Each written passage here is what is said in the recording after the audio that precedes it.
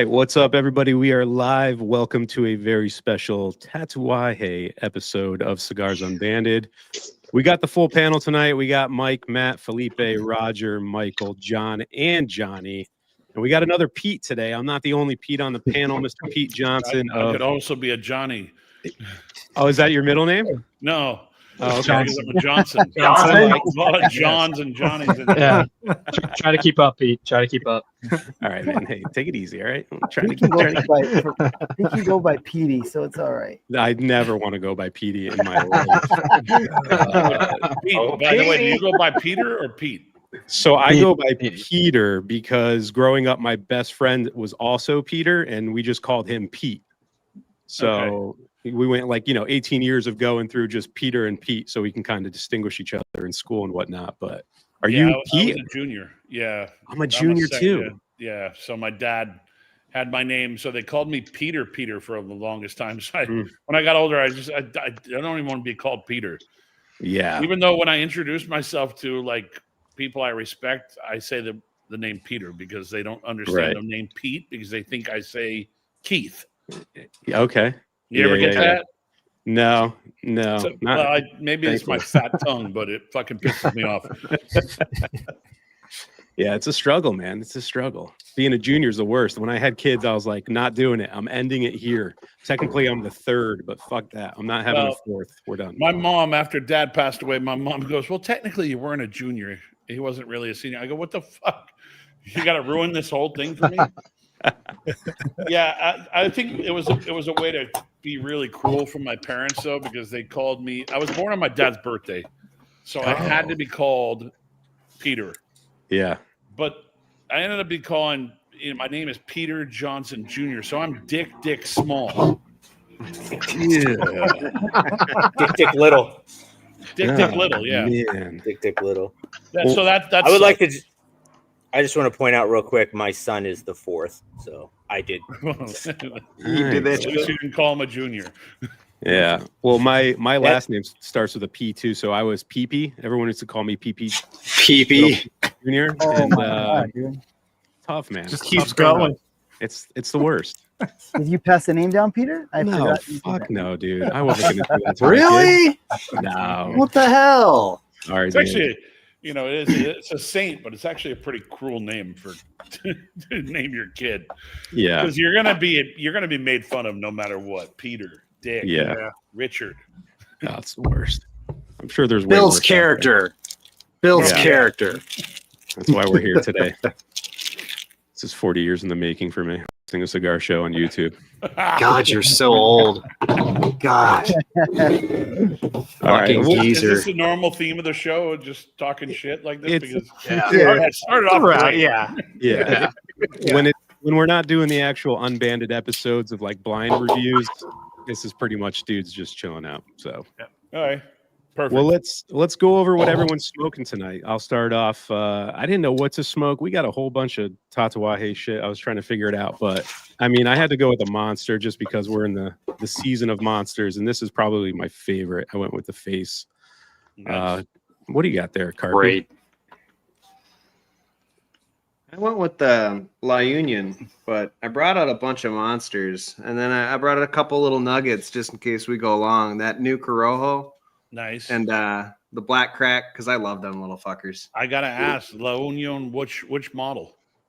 I got the For My Father, which you blended, right? For My Father. That's the story on these things, right? What color ribbon was on the bottom? It was the peach black one. Okay, so it would have been the Corojo. The original.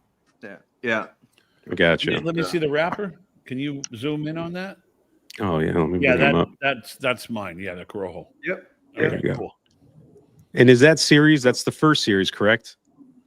That was the first of the first two. So the second two are out with a yellow ribbon on the foot, and they're Sumatra. The red box. I did Sumatra, and Jaime did broadleaf.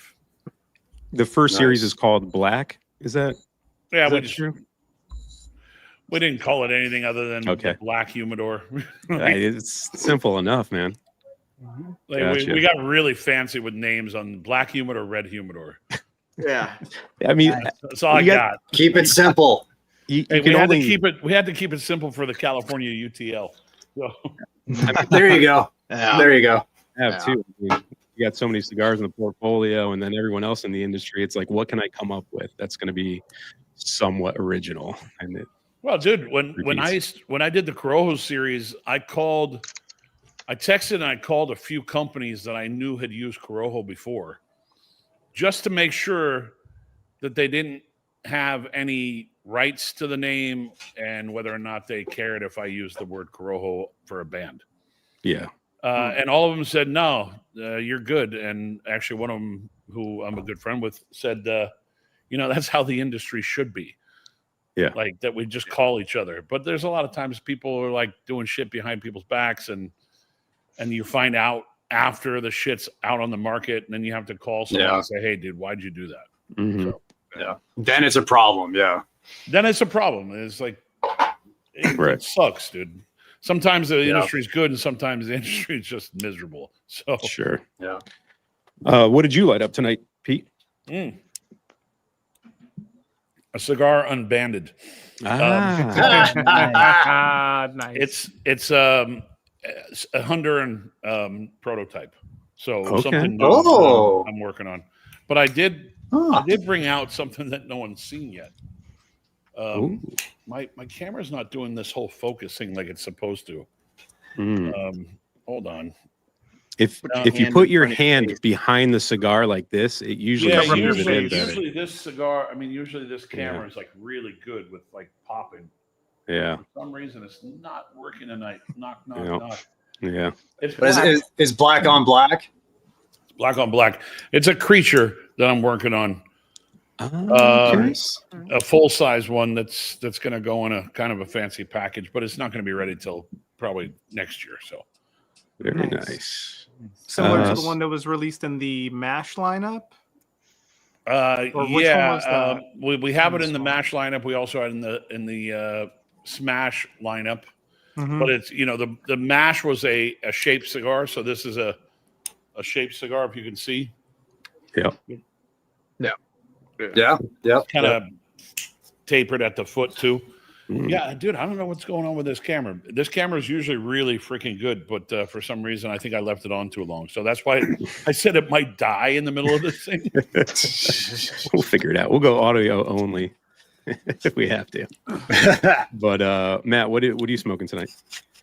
Well, I have the Monster Smash Pack, and first of all, thank you, Pete, for being here. Johnson, fuck you, Pete. Peter,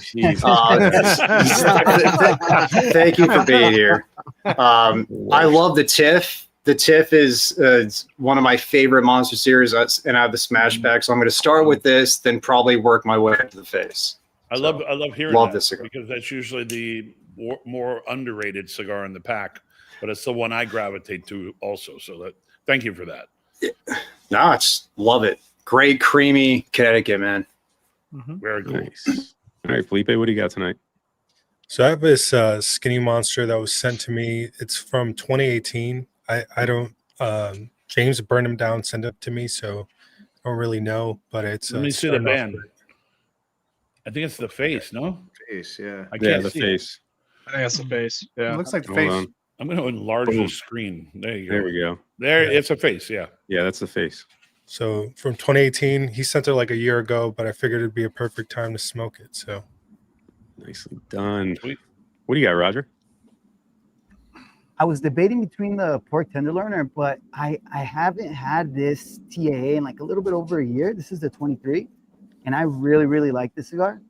So I was curious to see how it went after a little bit of age, and it's burning really good. Like you see, this thing is crispy, man. Like it's starting off really well. Nice. We'll see how it What about goes. you, Michael? So I figured I'd start by diving into the archives. Been at this for a little while. Oh shit. I know that you know what that is. Yeah. And I had Yeah. one left. So One cigar? I had one left in the box. Man, I hope it's good. They all were superb. This is what made me fall in love with the brand. This and the Miami series way back in the day when I first kind of started smoking cigars. So, Very cool. and then after that, we've got the Petit Lancero as well. Nice. The old school packaging, yeah. Yep. That's And then, that's what you know, the Skinny Monsters went into. exactly. And of course the Mummy, yeah.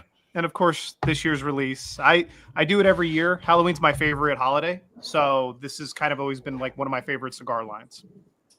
I actually really feel like I need to get more cigars out. I'm gonna have to get up from the table in a bit and like go get something else. Yeah, bring out the cool shit. Michael is definitely the Tatuaje guy. He's been at it the longest with Tatuaje, and he is a collector of from sorts. a long time ago. Barracuda. Ooh, Long time ago. OG. Okay, what camera are you using? This is a Sony EV. That's what I'm using, but for some reason it's not working tonight.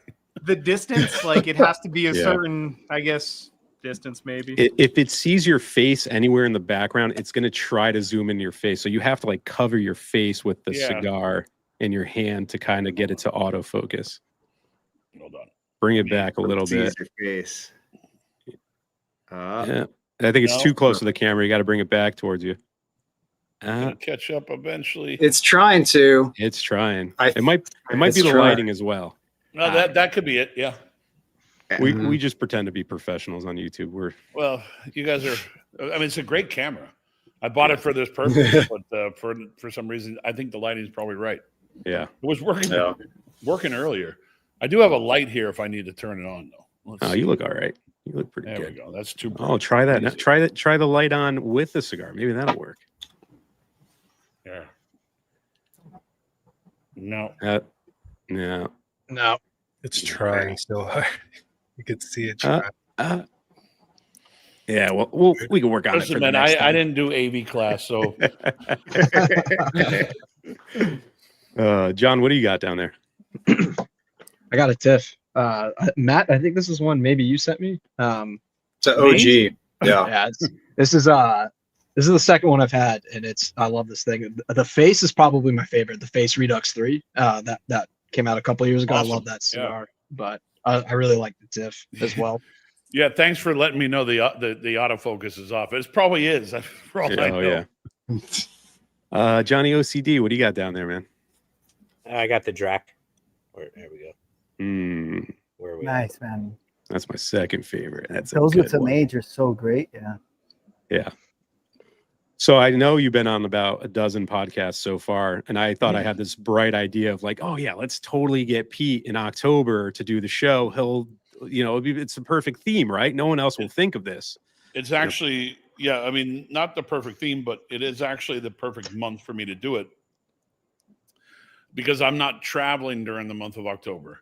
I do have something at the end of October with the TAA, but I had to stay grounded for the Saints and Sinners kits last weekend. And then the week before that, we had the California bullshit scam that they are doing to us. Yeah. That went over well. I mean, it's a terrible topic. No one really wants to talk about it, but how are you guys handling it with Tatuaje? Are you guys going to be registering a bunch? Are we still hoping for the bill to get changed?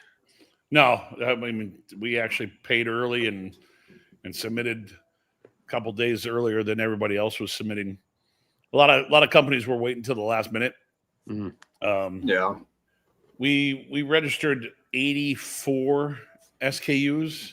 Jesus. Plus we have five right now that actually sit on the exempt list because they're above a certain price point.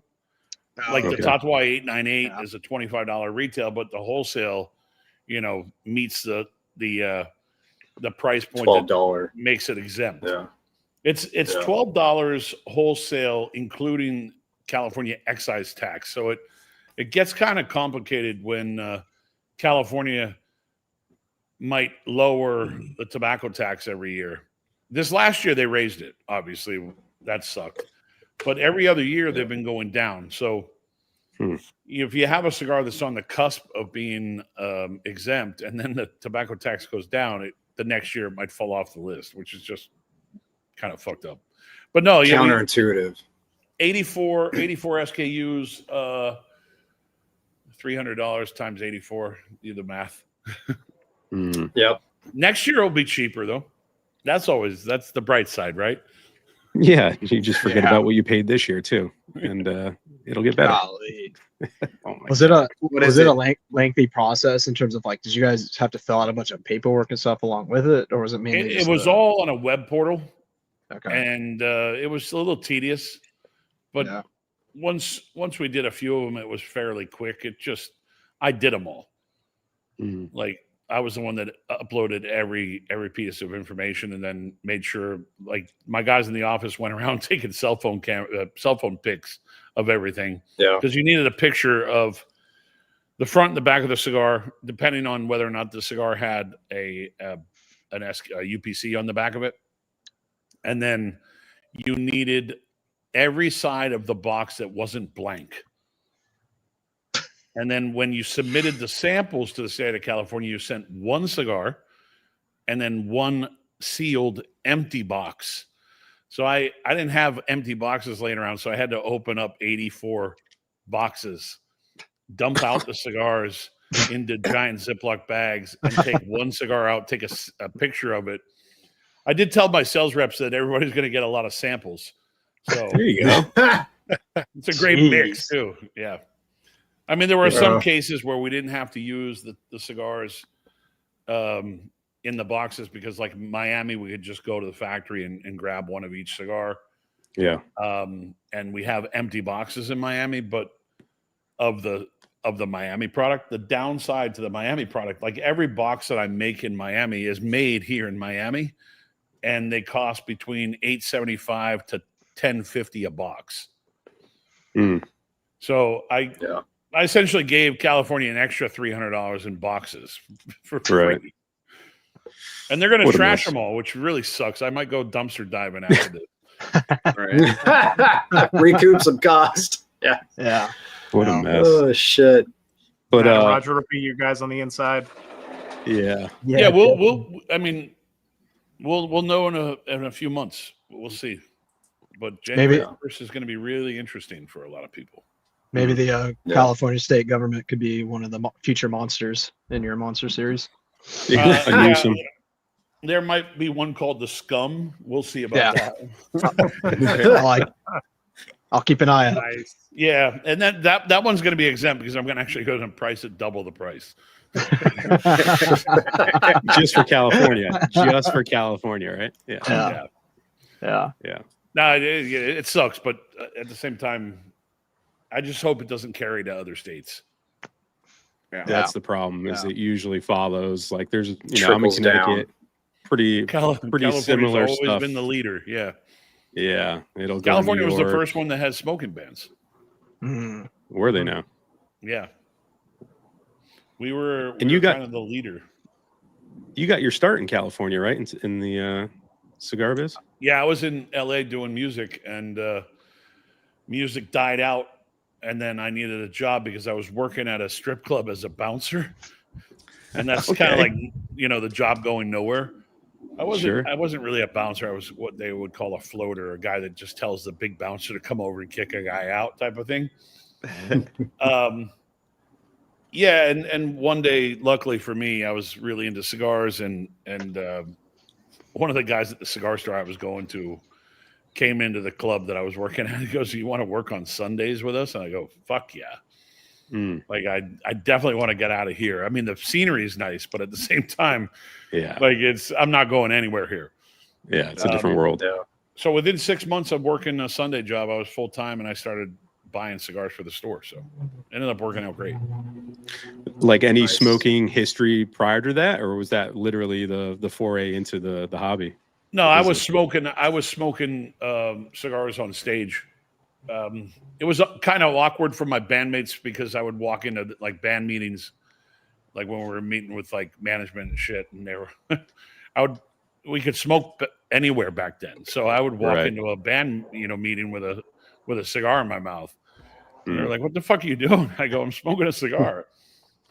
Makes me feel like an adult. I was 22 when I started smoking, I think. 21. So that's 90s, right? Yeah, it would have been 91. Okay. Yeah. What kind of music did you play? Hard rock, hair metal. Nice. Yeah, we almost famous type of, really huge on the Sunset Strip, and then that's about it. What Played all instrument? the cool clubs. Bass guitar. Okay. Oh, Yeah. sick. Very cool. That must have been a cool scene back then.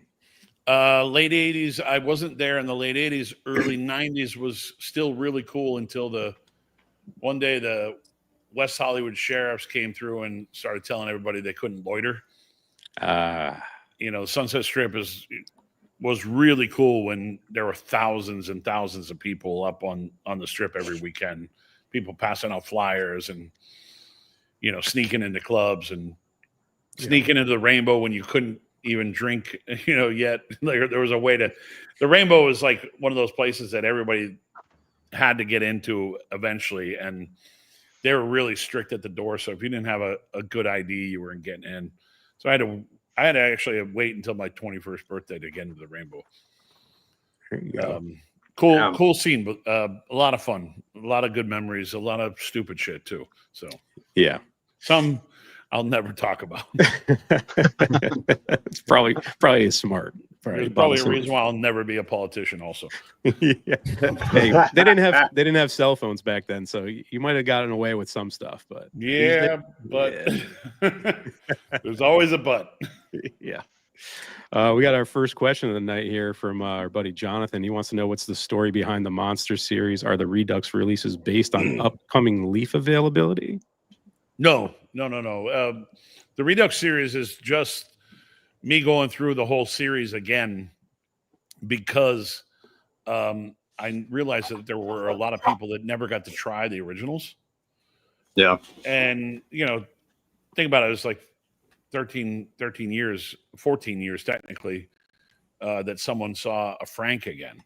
Right. So it was, and plus secondary market on an original Frank is like right there. A lot of money. Sure. That's not an original, is it? No. I wish it was. I wish it was. Yeah. It's a lot of money right there. I mean, there were people were selling Frank boxes, original Frank boxes for like $3,000. Wow. So, wow. Yeah. That's just absurd. But then now that you look at Cuban Behikes and shit, you're like, okay, those are £600 in London. Yeah. So maybe it's not absurd. Right. I mean, I was late to the Monster series, so of course I came in around the Redux of the Drac, and I really liked the Drac. So like an idiot, I was like, I got to get all of these. So that's from the second release, but I did pay a lot for that fucking box, but I'm glad I have it because I wanted to start all the way through again and make sure I had one of each because, the collector in you has to have them all. Well, I mean, the collector in the room with the original jar, that cigar, I think the last jar I sold at a cherry auction was like $1,500. Yeah, I've been offered before. When I started the channel, I did an audio recording of one of my older Tatuaje. I believe it was the Petit Lancero and Oliva, and then I had Matt Booth on, and Abe and him came down to film with me. So I brought it out to show Matt that I had some Don Dormas from that time, that era, right? And the jar. And Abe was immediately like $700 right now. And I'm like, nope, not happening, empty brother. Jar or the empty jar? Oh yeah, because there was a group of people going around buying empty jars for a lot of money. Yep. Okay, issues with Texas. Sorry, I'm reading the questions. No, go for it. This is my OCD. I don't believe so. It's kind of up in the air right now, but I don't think we will. Okay. What's the deal with Texas? What's going on in Texas and the Monster? They got some depicting. They got some new rule about advertising. It's mostly like it has to do with food, I think. I didn't read into it much. It came up really quick, and it was by accident that it came up. So it has something to do with whether or not it could be something enticing to kids. Yeah. A premium cigar is so enticing to kids. Yeah, with $25 movie characters. Yeah. Yeah, I think it's food, celebrity, cartoons. Like there's a whole litany of stuff that you can't have on your band anymore. That they're Yeah, I mean, doing like away with. I got rid of cartoons a long time ago, but there was always that question mark when I did put out something that had like a cartoon image that I would cover it up and say this is for adults only. Yeah, celebrity cartoons and food. Like the question came up whether or not the pork tenderloin would be a problem in Texas. Yeah, so weird. People are gonna mistake it for fucking meat because of the butcher paper. Yeah, absolutely. Fucking idiots. What strip club, dude? Edgar S. Are you Edgar S? You got to answer this question for me. Are you in LA? He is in LA. He is. He is in LA. Well, Yeah, how old Edgar. are you, so I can actually tell you. He's of age. Edgar's of age. It was a place in the valley called Bob's Classy Lady. Ooh. Yeah. I don't even know if it's still there. I'm gonna have to go check for you, Pete. Don't worry. I'm gonna have to go check. Someone could probably check. I can tell you there were a lot of films made in that club, though. There we go. It's our buddy Rob from Tobacconist of Greenwich. He's a huge Tatuaje guy. Anyone who goes into TOG always gets a tat recommendation from Rob. Thank you, Rob. I appreciate that. Yeah. So I guess we'll circle back a little bit too. So early 90s is when you got into the cigars, but Tatuaje didn't launch until early 2000s, correct? Yeah, I worked behind a lot of counters from 93, early 93, all the way up until technically 2006. So I had started the brand in 2003 while I was working at the Grand Event Room. I was their director of retail from 1990, I want to say end of 97 all the way till 2006. I worked with Grand Event. And I was always a member of the club. I became an employee later on. But I knew that when I started the brand, I was like, there's no way I can like just jump ship and think that I'm going to make something out of this brand. So I held my job for 4 trade shows, essentially. It was 3 years, but 4 trade shows that I was like, okay, maybe if something comes of this, I can concentrate on one thing. And after the 4th trade show in 2006, Las Vegas, I saw the owner of the Grand Event Room and I said, listen, I can't do both jobs anymore. And he was cool as shit. He just said, dude, go for it. So every time I jumped over a ledge in my new cigar career, I actually, the business expanded and kept on expanding after that. So it was scary though, because like you don't know where your paycheck's coming from. You don't take a paycheck for the first few years anyways. Yeah. Most businesses are like that. And to put all your eggs in one basket right away, you got to be hesitant to do that for sure. Yeah, it was summer of 06 that I was like, okay, I think I can take a break from Grand Havana and do this for real. And that was the big breakout year at the trade show. Actually, it took 4 trade shows for the brand to really kind of hit. The first trade show I went in and I got 5 retailers, and it was always like my friends. Right. The second trade show I got another 25. The third trade show I was up to about 125. And then by the time I walked into the trade show in Las Vegas, the first minute of the show, I remember turning around and not being able to move for 3 days straight. And we walked out of that trade show with 350 retailers. So I was like, okay, I probably should concentrate on this. Yeah. That's a huge sense of relief too, right? Like you see the payoff in what you've been building. So it's kind of like a sigh of relief, but also like, now I got to get to work. Yeah.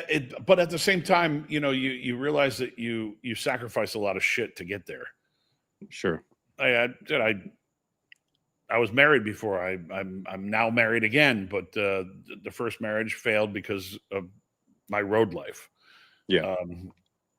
there was, I lost a lot of friends over those times because I would stop talking to them because I was busy doing my own shit. So I was very selfish in my own space for the first several years.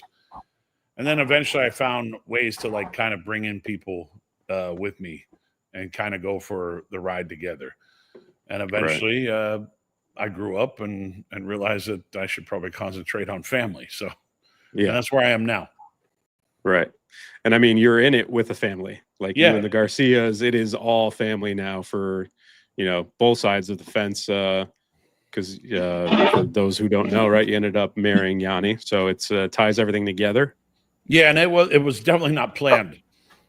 I mean, 03 walking through the shotgun door. wedding, Pete? No, absolutely not. It was actually my idea. Smart, like I'm in my courtyard right now of the house, and we actually got married in the courtyard of the house. Nice. It was my idea. Like I was always like, "Fuck it, I'm never gonna get married again." Like that's not even an option. Yeah. I enjoy my life, and like I don't need to do this over again. Complicate things. Yeah, and then one day I was like, I gotta grow the fuck up.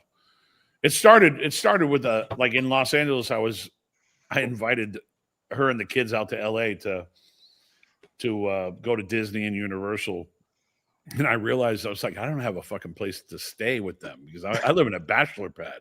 Right. Like I was living above my office.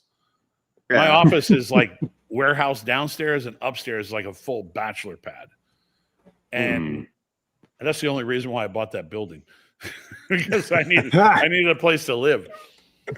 But yeah, it was one of those times I was just like, dude, I gotta grow up. I'm like, renting a hotel room is just kind of awkward unless I'm traveling to go to like an event. Right. But to do it in my own city, that's just strange. Yeah. We had another question here from Dan.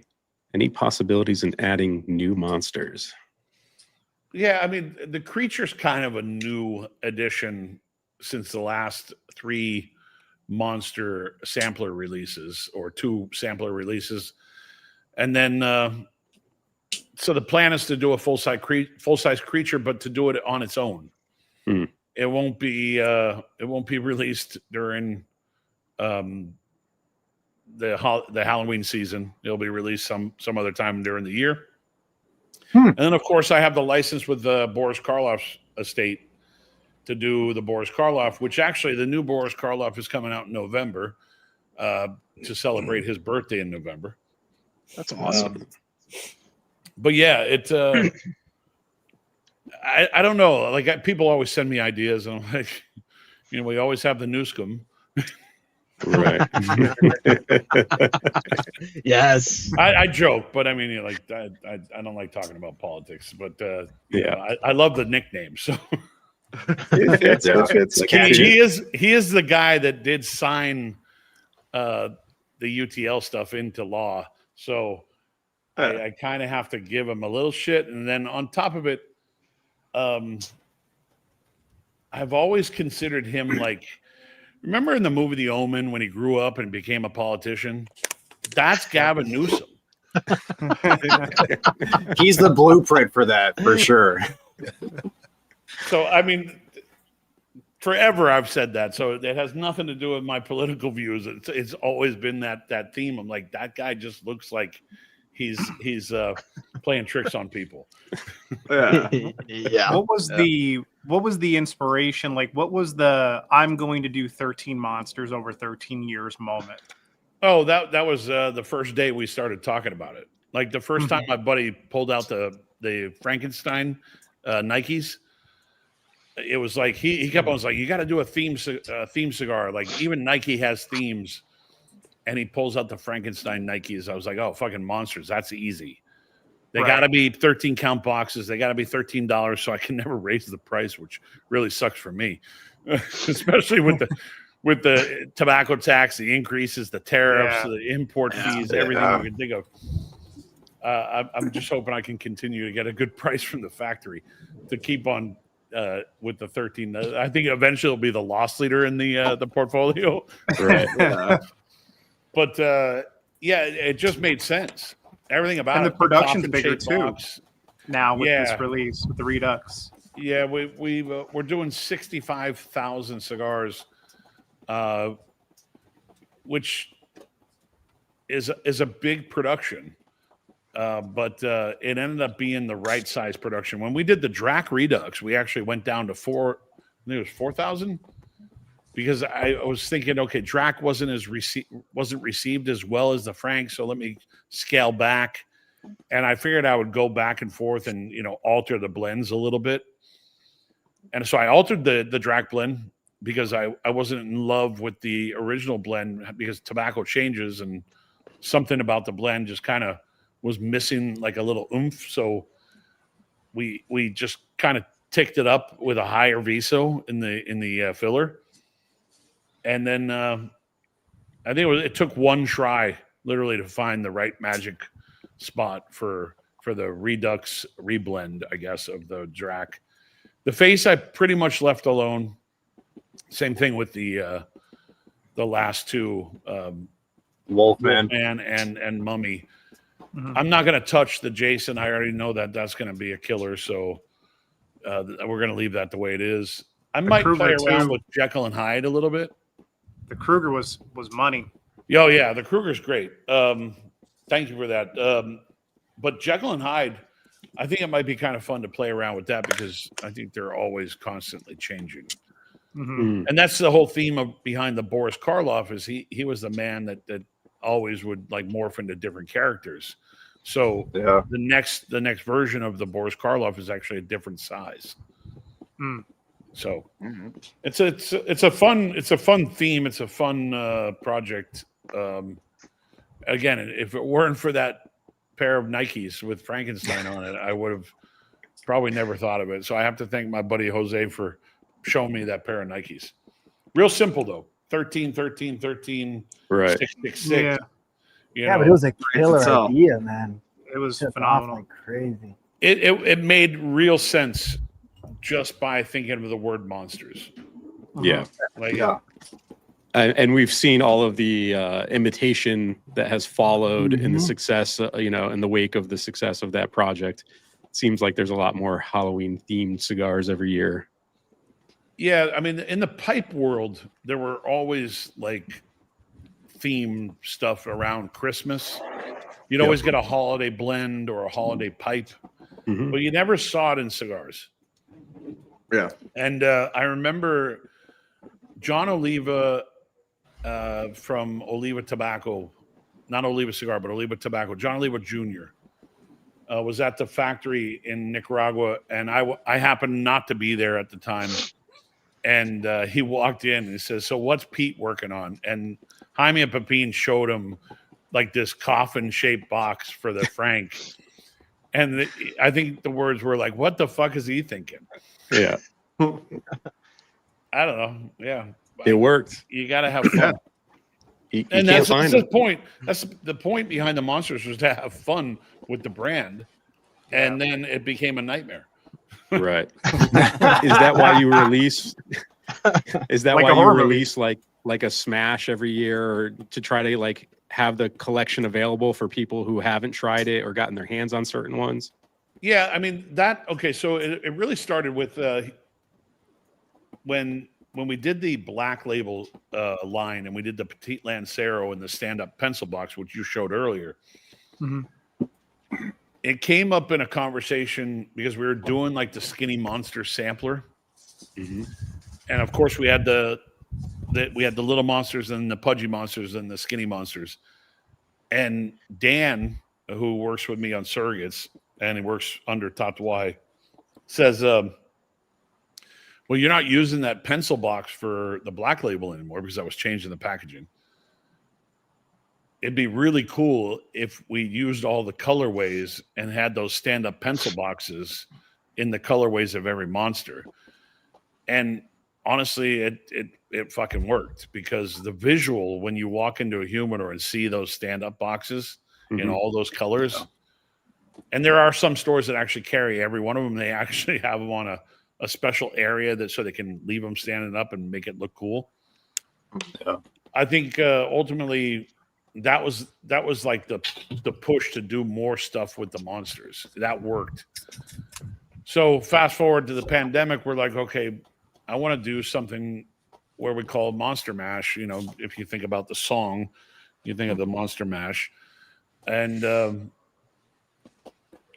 it ended up being one of those things that it was like, okay, yeah, we're going to do all the monsters in a different size and have them in a coffin-shaped box and do a sampler. That was huge. That we did 13,000 samplers. Wow. Which is a lot. Sure. And then fast forward to the Monster Smash. That was just pure like waking up in the middle of the night and going, I got an idea for another monster. Let's do them all box press in the same size. Right. And that's where the book vibe comes from, because we had the book box from the Kohonu the previous year or earlier in the year. And it was like, let's smash them into the box. Complicated for the factory sometimes, but that was another big release too. Yeah. You ever thought about doing a full set of all of them together? Yeah, the full size. Yeah. That's going to be called the Haunted House. Oh, nice. Yeah, that's been in the queue for probably 10 years. Okay. All right. Yeah, like when you finish the full set, why don't you do another run? And then someone also said, well, save all the boxes from the original run, like save a few of each and only make like X amount. The problem is I burned through a lot of original Frank boxes. I have enough boxes to do maybe 3 or 4 like haunted houses with the original boxes. But then I'd have to put some price tag on it that would be absurd. Right. Yeah. It'd price out 90% of the market too in order to enjoy that. But that's a really cool name. The Haunted House. Well, yeah, but then there's a bunch of people that started using the words haunted, and then another company used the words haunting. So it might, I don't know. We'll see. Yeah. The Haunting's House pipe tobacco though, isn't it? Yeah. Haunted bookshop too. Monster House. I don't know. We'll see. Yeah. I'm just thinking the visuals of like the box you could make that houses all of them. Yeah, it would actually be a giant coffin. Yeah, that'd be sick. Like a giant coffin with compartments to hold each full size. You've done similar stuff like that with the Anarchy series too, right? Am I misremembering that? Yeah, the Anarchy NFT when I did the triangle NFT box, which is crazy. Which was kind of just of a silly idea that I came up with, and it was a painful idea for the factory. But they nailed it. I mean, they did exactly what I was looking for. So yeah, I have one of those cigars. I've not smoked it yet. Kind of keep it stashed away, and every time I look at it, I'm like, I really got to get to that. I have a new thing that I've been doing with the Anarchy NFT stuff. That if someone finds me out in the wild and they have their anarchist coin on them and present it to me, I'm not going to take the coin, obviously, but if they present it to me like a challenge coin, I'll give them another Anarchy NFT to smoke. So that's been kind of fun. It's I've only had like a half a dozen guys like hit me up with it. One guy, actually, I let him FaceTime his girlfriend so she could show me his Anarchy coin. He had it at the house. He had it at the house. He was probably about 20 minutes away from his house. I'm like, dude, I'm not going to make you drive home. Yeah. That's cool. His girlfriend knew where it was. My wife doesn't care about my cigars at all. No, he had to guide her to the place where it was. Oh, okay. Okay. Had a Morpheus. Had to be Morpheus for her. She'd be like, like walk down the hall. Walk down the hall, turn left. Oh, that's good. Zachary wants to know about the name Tatuaje. Where did it stem from? I mean, it's a pretty unusual Tattoo name. Pete. That all stems from Tattoo Pete. There's you'll learn a lot more about it when the documentary comes out. There is a documentary, by the way. Sweet. It's called Hand Rolled Tatuaje, but it's really a story about my growing up in the industry, and then a little bit about my mentor George Brightman, and then a lot of story about the Garcias too.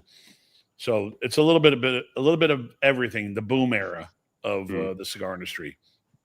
But Tattoo Pete was my nickname, and it was given to me by Carlos Fuente Sr., Carlito, Robbie Levin from Ashton, and Wayne Suarez, who was Cynthia Suarez's Fuente Suarez husband years ago. And I put a Opus X tattoo on my arm, and everybody was like, "That's it, Tattoo Pete." Tattoo Pete. So back then, I was like, you wouldn't see tattoos on the trade show floor, and the only reason why you saw my tattoos one year is that I remember it was 1996 in Cincinnati, Ohio, and I went and my suitcase got lost, and I had to walk on the trade show floor the first day wearing a short sleeve T-shirt, and everybody saw my tattoos, and it was just like, okay, it's over. Like I don't need to cover them up anymore. Right. Cat's out of the bag. I was more like worried that, like having them exposed all the time when I was younger, that it was like insulting to the culture. Sure. So I was always very cautious of paying respect to the organization and the people. And then I realized that people didn't fucking care. Yeah. Huh. Yeah. So it was actually a relief.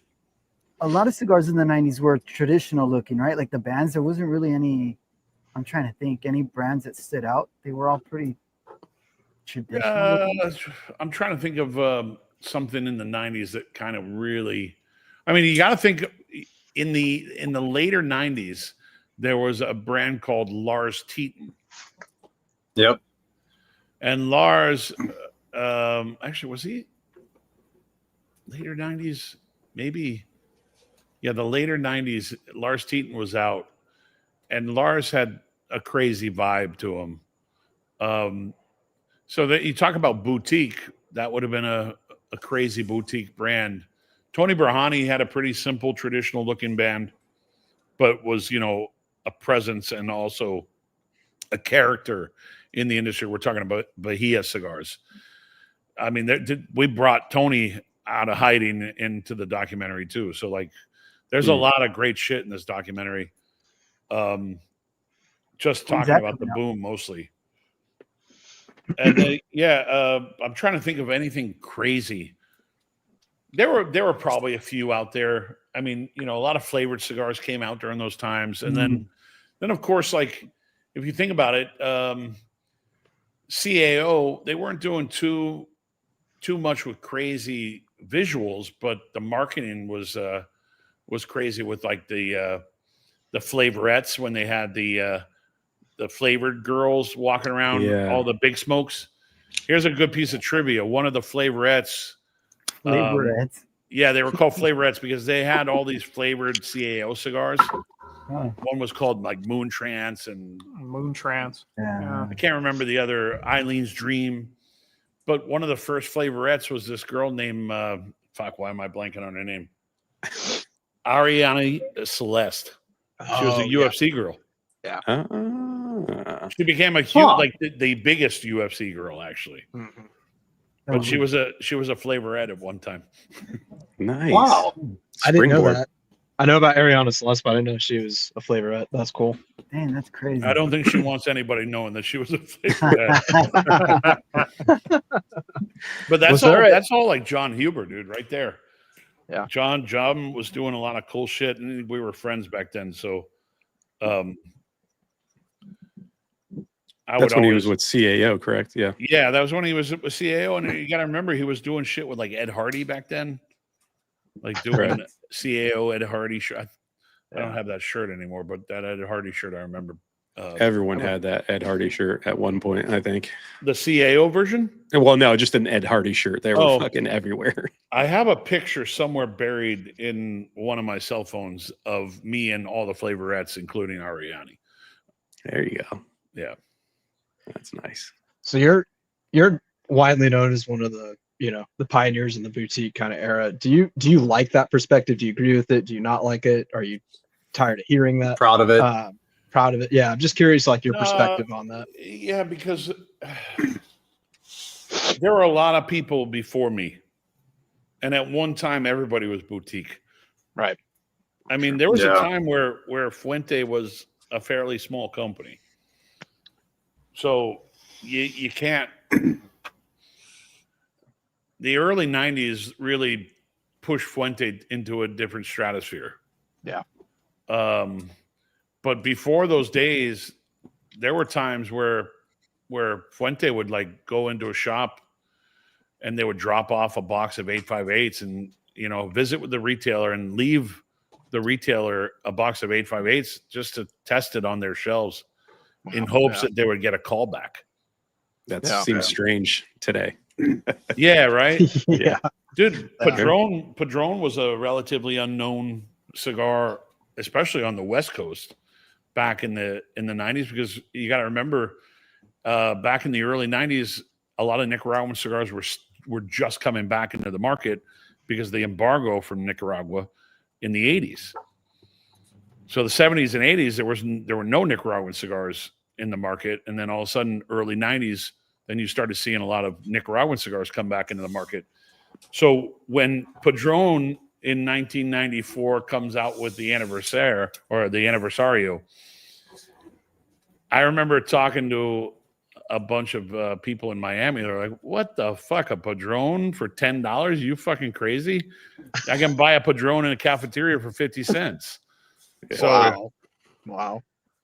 They were making a lot of cigars, but a lot of the cigars were being sold in like the cafeterias and like the places where you go get espresso here in Miami. That's insane. Which is, by the way, is a huge business. It's like you don't think about it, but if you're selling cigars for 25 to 50 cents and they're in bundles in a cafeteria, people are grabbing their espresso or their Cuban coffee in the morning and grabbing a quick 25, 50 cent cigar. It's a no-brainer. Right. Yeah. I wasn't sure to ask you it or not because I don't know if it annoyed you. I don't know the concept of that, but no. If you look at the brand as a whole, we're not boutique. But if you look at the individual labels amongst the brand, each label is boutique, as you can think of. Because there's some cigars we make under 20,000 cigars, under 10,000 cigars a year. I mean, shit, some of the stuff we do in Miami, I make 5,000, 4,000, 3,000 cigars. Actually, some even as low as 2,000 cigars a year. So those are really boutique. Yeah. But as a umbrellaed brand, no, it's no longer boutique in the sense of volume. Yeah. I don't mind it, but there were a lot of people that came before that were around before me that were considered boutique, including Tony Berhani, Philip Wynn. There was a guy named Andrea Molinari that had a brand called One Off that's now owned by Dion Giolito. There are a lot of small brands, and some of them ended up becoming really big. CAO was really a small brand. I remember when their first cigar, I was in the room when they were like testing it. Wow. So they became a big brand. Big enough to sell the company and then move on to a new project. And now Tim Osgener is back in the industry and he's boutique. So, Starting off there again. Cyclical. Yeah, dude, I don't mind it at all. And I think there's always going to be small companies and the hope for some small companies that they'll grow into a bigger company, and hopefully they do it for the right reason. Right. Yeah. We got a question here from Javi. He wants to know what were the first lines, and are they still going today for Tatuaje? They are still going. The first lines were the Tatuaje Brown label, still made in Miami. Yeah. We actually started labeling the stuff in Miami with a golden brown, gold foil on the band, so people know that those are the Miami versions. Yeah. And the plain, brown paper with white lettering, that's Nicaragua. Cabay One was one of our original cigars. That's been around. That's actually turned 20 years a couple of years ago. Red Label, the Havana 6, which has actually turned 20 this year, but I didn't do anything for it, so it's coming next year. The Black Label is going to turn 20 years next year. So, like, yeah, I don't get rid of shit. Although I'm about to cut about 20 SKUs out of the portfolio. Yeah. There's a lot. Every time I go into a B&M, the Tatuaje section is vast for sure. I'm like, there's a lot of shit here. I had a conversation with Drew Newman from JC Newman recently. He goes, we're talking about the California UTL and registering product, and he goes, "Yeah, we don't get rid of anything." I go, "I don't either. That's the problem." Yeah, like I made it for a reason. I should keep it out there, but sometimes you have to make hard decisions. But like the original Brown Label line will never go away. Like, I don't care if someone buys one box a year, it will be made. Yeah, I love that because I'll smoke it. Yeah. It's my favorite of the regular production for sure. I was having this conversation with my wife today that we can use the same tobaccos in Nicaragua that we send up to Miami, but there's a vibe with the original Brown Label blend that just these rollers here in Miami have just been making it for so long. They know how to massage it, right. And it always comes out the way I want it. Like, it's just always perfect. When you're trying to do the same blend with the same tobaccos again, but you're doing it in a room that's making 110,000 cigars a day, there's always maybe someone that's going to front load the blend a little bit and make it a little too spicy in the beginning. Yeah. And eventually it will catch up and it'll become the cigar it's supposed to be. But I don't have that catch up point with the Miami stuff for some reason. Just consistent. And that's it's the difference between 700 rollers and 13. Yeah. We're now 14 actually, so we're growing in Miami.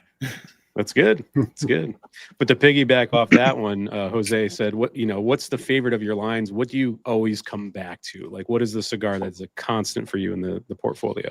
Well, when I came out with the Black Label, and it's funny because people actually believe that the Black Label story was a fake story. The story is I went to Cuba in 2007, and I got picked up at the airport in Havana by Jaime, his father-in-law, and my nephew now, Jaime's son. And I figured, okay, I'm going to smoke a Cuban cigar. I'm in Cuba. And they handed me a box of Cojo Nu 2003. So, like, here I am in Cuba on a long drive from Havana to their home city of Baez, which is about a 4-hour drive. And I'm smoking one of my own cigars. But the next... the whole that's night, a flex. Yeah, the whole night before that, though, the whole night when we got into Baez, it was like party after party, house parties, and there was this guy that was wearing like a fucking hat and like a guayabera and like green pants, like military green pants. And the next morning, I took what you would call like a cup shower. Like, you take a cup of water out of a bucket that's been heated up with like a curling iron almost. And you just splash water and you clean it yourself as best as possible because there's not running water where they were. And I walked out to the front patio, and driving by on a fucking old Schwinn is this guy from the night before, and he had a cigar in his pocket and he gave it to me. And I just fell in love with the simplicity of that cigar. And Pepin saw me smoking. He goes, "You like that?" I said, "Yeah, I love them." And he goes, "I'm going to have some more made from some of my friends around town," because everybody had ways to get tobacco, and they're always rolling cigars at home. Mm. So he sent me to a bunch of houses, and they were just coming to the door with like a handful of cigars. And they're all like little fumas, nothing too big, maybe like a 38 ring gauge. And I smoked through a bunch of them, but one kept on hitting me. And when I got back to Nicaragua, I said, I want to make this cigar, but in a slightly larger format. And that's how the Black Label Corona Gorda came about. That's where the jar cigar comes from. So when I wrote the story, I'm not a great writer with words, but I love doing music, but not with words. And I had a couple of my friends look at what I was writing down, and we wrote the story together. I have basically dictated what I experienced, and they put it on paper. Everybody thought it was fake. Everybody thought it was a fake story. I was like, no, it's actually true. And that cigar became my personal cigar for a while, but everybody thought that would always be, and this is a long story. Yep. That cigar would always be like the one cigar that I would say that's my favorite cigar. But ultimately, you tell me I got one cigar to smoke on a desert island, and it's going to be the Havana Cazadores made in Miami. 6 3/8 by 43. I just love it. Something about the blend. The name has a personal meaning to me. It will always be the one cigar. Yeah. So I always go back to Miami because of my pure love of where it all started. Would you say that's the one cigar you smoke the most out of your portfolio? Or are you just constantly trying new things? Because I'm sure you're planning out. Constantly trying new things, but I smoke a lot of Havana Cazadores, and I do smoke a lot of what we call Kohonu Series L. Kohonu 2003 Series L, which was for Loki, which was a puppy of mine that passed from a genetic disorder at 13 weeks old. So I smoke a lot of that cigar, but it's a powerhouse. It's an expensive cigar for its size, but every time I smoke it, it's just like it nails me. Everything about it is perfect. But the Cazadores is like there's a lot of times I don't carry cigars with me, so if I go into a store, I'll buy a Cazadore. Hopefully, they have them. I got to keep an eye out. I don't think I've ever seen it around here. Maybe I just glazed over it. The Kohonu the original, the Kohonu 2003 Series L. But the original Havana Cazadore we make in Miami, you probably haven't seen it because we make probably 300 boxes a year, 400 boxes a year sometimes on a big year. It's not a popular size, but it's a cigar that I'll always make. Like we will never discontinue any of the original Miami stuff, to the point where I actually registered every one of the Miami original sizes for California. All of them. Yeah. Every cigar we make in Miami is on the UTL list. There you go. Where's the question I wanted to bring up? The Karloff. The eyes. Yeah. The Karloff for next year. What size is that going to be? Have you revealed that yet? Or I think I've mentioned it a couple of times, but it's 5 1/4 by 52. The last one was 5 5/8 by 49. This one's 5 1/4 by 52. I found after doing the smash in 5 1/4 by 52, I found that I kept on enjoying that size, and then I started smoking some cigars the Garcias were doing for themselves in a 5 1/4 by 52. I was like, man, I think everything they're putting together in this size is working really, really well. So it ended up being a perfect choice. And it's not too far off from like the pork tenderloin size, which I really love, which is 5 1/8 by 40 by 52. Sorry. Did I say 42? 52. This guy. Yeah. Well, your autofocus is working. Yeah. Was there a particular blend? It could be Monster or just generally speaking that you all struggle to really like, for some reason, just struggle to make it, but that you're super glad did, or that gave you any kind of problems? Yeah, I mean, Honduras right now. I'm smoking this Honduran prototype, and I've been going back and forth, kind of having writer's block on it. This one's smoking really good, but I haven't fallen in love with Honduras yet. I'm doing a project out of Honduras. My first release out of Honduras is actually part of the Series P line, which is going to be under $5. So shit. Yeah. you know, the Series P line is short for picadora, which is a Cuban sandwich, which is like a mix between medium and long filler.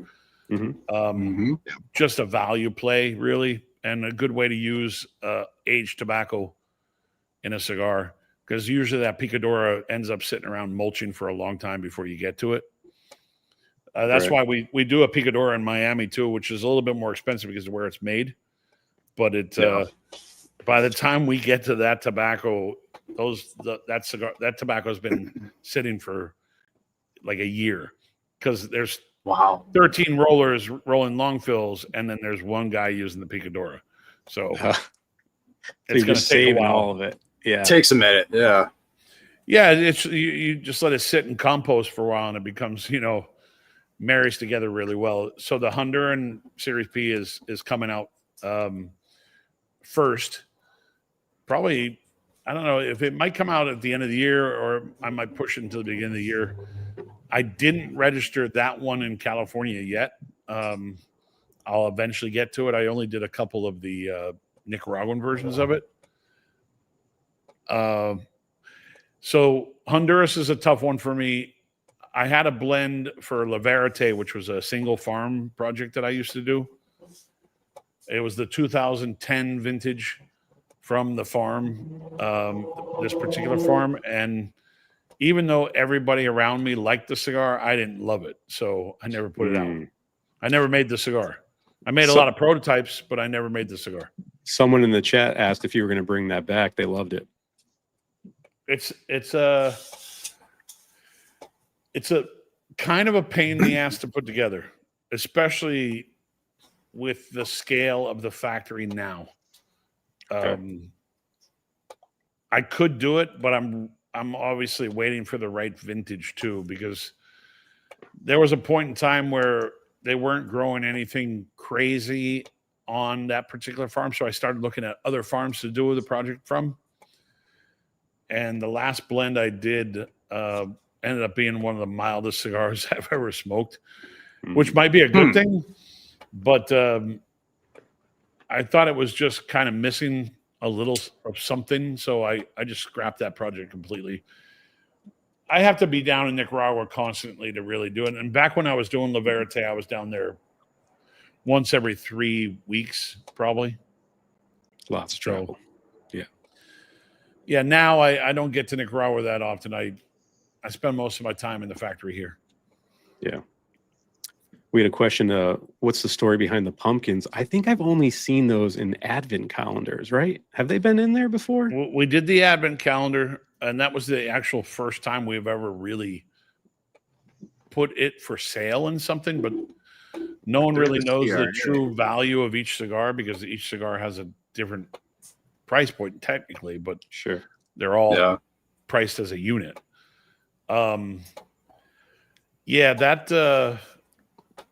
The pumpkin cigar was just some way for me to create something to give away at events. So it's an event only cigar, or nowadays we put it in the CRA Freedom samplers. There we go. Okay. And then we also put it in the Saints and Sinners kits as our way to thank everybody for being a member of CRA, because with the membership of Saints and Sinners, you're automatically a CRA member. Oh, it's rolled in. Yeah. Gotcha. And how did the sorry, Pete. How did the Cigar come about? Brad, the drummer, big fan of cigars and was a fan of Tatuaje. And he hit me up through a retailer in Virginia. I will say they've hit me up to do another version of it more in the last few years. And I can't say I've ignored them. I'm just it's not my headspace to do it. So I've just told them, like, it's going to take a while for me to do something like that. And they probably end up going somewhere else to have someone to do it. But I've said no to a lot of projects over the last several years. A lot of celebrity cigars that I'm just not interested in doing. I had to concentrate on the brand as a whole and not someone else's, celebrity view. Yeah. Yeah. It feels like good. Yeah, it feels like some brands get stuck in that loop where they're always trying to release something for someone or a new LE like constantly, and kind of the core line might get left behind for a while before it gets touched again. But we see a lot. I have this one guy that's fairly well known that wants to do a project, and the first thing I said to him was, "I hate celebrity cigars." But what's your point behind it? And he told me, he goes, "No, I really just want it for myself and for friends and family." I said, "Well, then I can do that, but I'm going to probably want to do it in Miami. And if you ever come to a point where you actually want to make it a brand, then we're going to have a different talk.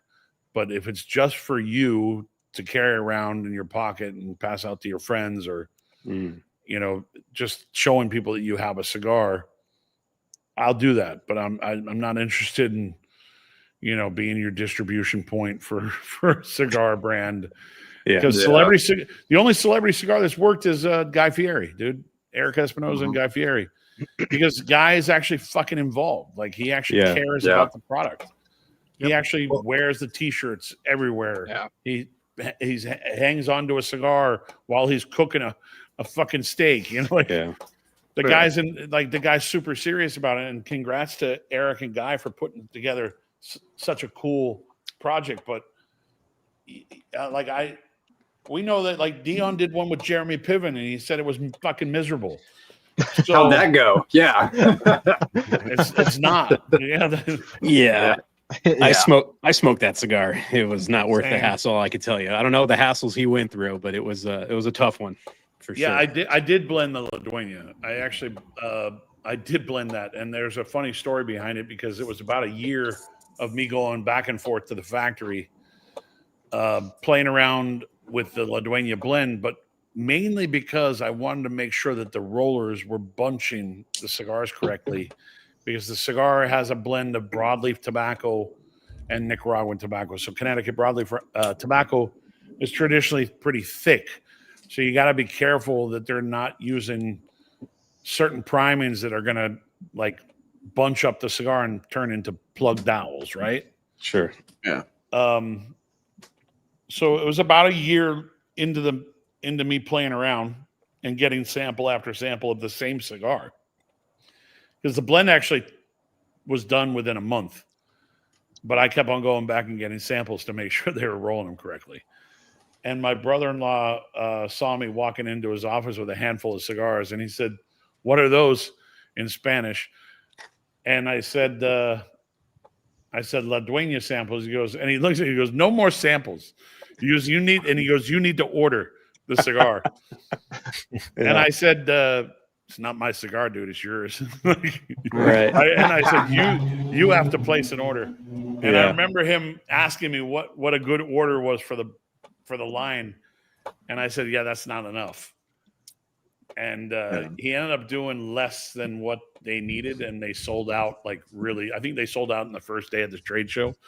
So they kind of, it's one of those brands that it's not supposed to be a My Father, and it's not supposed to be a Tatuaje. It's supposed to sit somewhere in the middle. Yeah. My wife was a big fan of La Riqueza. So, like, when she would smoke a cigar, she would smoke a La Riqueza. So it was really about trying to build a cigar that paid homage to what we did with La Riqueza, but also was a play on me enjoying broadleaf. Yeah. So it turned into a slow brand for the family, but they'll never get rid of it. It was really because she was the one that was traveling everywhere. She was the one at events, but everybody was, looking for Jaime Garcia and Pepin Garcia, who weren't at those events, and they had their own brands. I'm like, you need your own cigar. Yeah. We talked about upgrading the packaging in a way or something, or doing another line under the brand. I've actually made multiple prototypes of different La Duenas, just never finished them. But it's trucking along. It does. It's a cool band. It sticks out. It's different.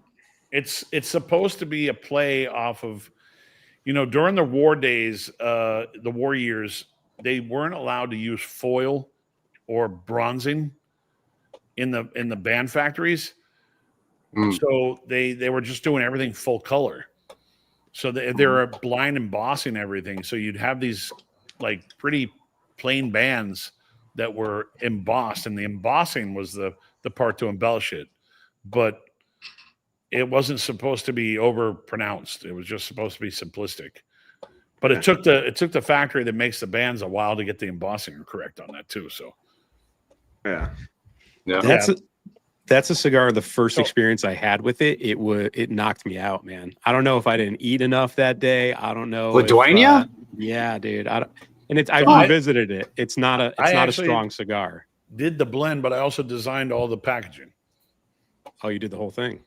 Yeah, but I'm a hack at Illustrator, but I'm good enough to design bands in Illustrator. So yeah. Do you do the monster designs as well? Yeah, but that's nothing, dude. That's simple. Now That's it's the same band. Oh, you're talking about the boxes? The boxes, yes. yeah, the physical. Yeah, the boxes. I do all the artwork for the box. I do. Yeah, that's. I think every year it's just finding the right images, and someone actually last year during the Wolf, before I did the Wolf, another guy from Maine. He's a pretty talented harmonica player, jazz. He lives in New Orleans. His name's Jason Ritchie. We ended up, I didn't know he was from Maine, and I'm from Maine. And he texted me, he says, do a werewolf, like, ones we would see in Maine, like the ones that stand up. So I started researching images, and I found something that I could play off of. Gotcha. Because you are from Maine, correct? Originally? Yeah. Born and raised. Family still lives there. My mom still lives in the house I grew up in. That's cool. Yeah, my brother lives just around the corner. But it's Maine's still home. I just don't get there that often. It's far. It's far. It's out of the way. Yeah, I'm in Connecticut, and it's far. I don't like driving up there. It takes a while to get there. Yeah. A question for you on going back to the celebrity thing. I recall watching Joe Rogan, and then Bert Kreischer brought your cigars up. How did that affect your brand, and did you have like an influx of new people kind of trying out Tatuaje? I sent Bert a message after he talked about the brand. Bert at the time was, he was popular, but he wasn't really booming yet. I think he really kind of came in his stride over the last couple of years. Yeah. But I sent him a message. I was like, I appreciate the shout out of the brand. If you ever need anything, let me know. And it took him like a year to respond to me. And he actually said in the response, he says, I'm a fucking asshole. Like him, like I'm a fucking asshole. It takes me a year to respond to you. And he's hit me up a couple times where he's like, hey, I'm working out with Arnold Schwarzenegger. Do you have anything that we can smoke? And I'm like, yeah, I have a cigar called the Arnold, which has nothing to do with Arnold Schwarzenegger, but it was a Rottweiler that we had named Arnold. So it's the Grand Kohonu Series A, which is a 5x60. Nice. And so he ended up smoking those cigars. But I sent him cigars a couple times. I don't really get into that whole thing. Like, he was local, and I was like, okay, here's a couple boxes, try them out.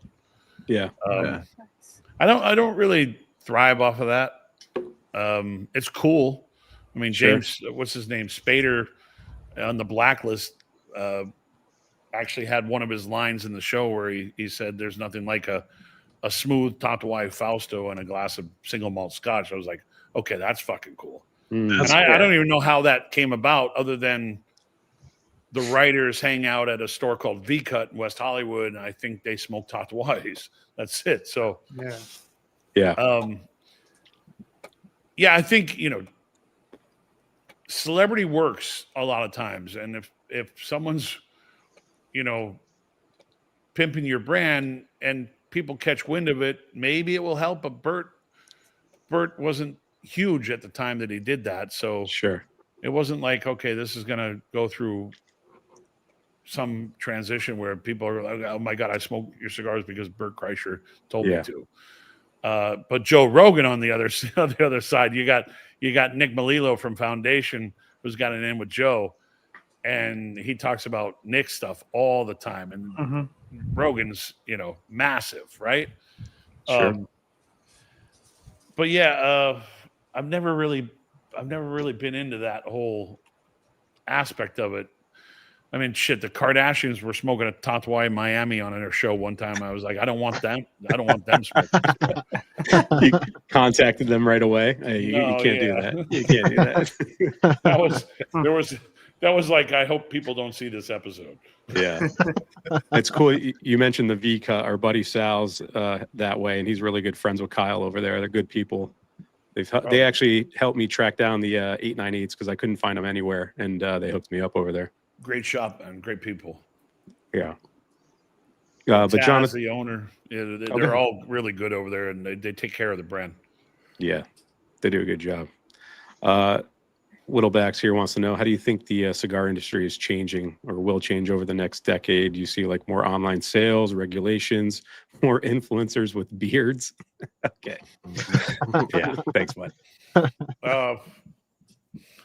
Yeah, I mean, more regulations for sure, but that's why we have organizations like the PCA and the CRA to hopefully battle those regulations a little bit. The California thing, again, is like the first wave of what could come in states like New York or Minnesota, Colorado for sure. Online sales, those online sales are always going to be around. I think big ring gauges will always be around, even though, 10 years ago, everybody was like, there's no way this big ring gauge thing is going to keep on going. Yeah, and then now you find, places like Cuba going into like 58 ring gauges, and eventually it'll be into 60s. So you start seeing the most traditional people who were Cuban cigar snobs smoking these giant fucking cigars. You're like, okay, I think this one's sticking. So I don't know. I think you're going to see a new wave of this newer generation of the cigar family people that are going to start doing their own things, or even, promoting the brands that they fall under already.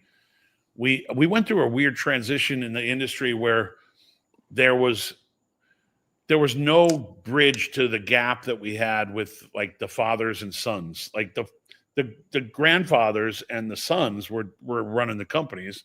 So you look at Jose Orlando and George, or Carlito and Carlos Sr., you look at those family legacy brands. You look at Jaime and Pepin, but now like Jaime's son is working full-time in the factory, and our oldest son is working full-time for the company. And you see Christian Iroa's kid coming into the industry, and you see George Padron's kid coming into the industry.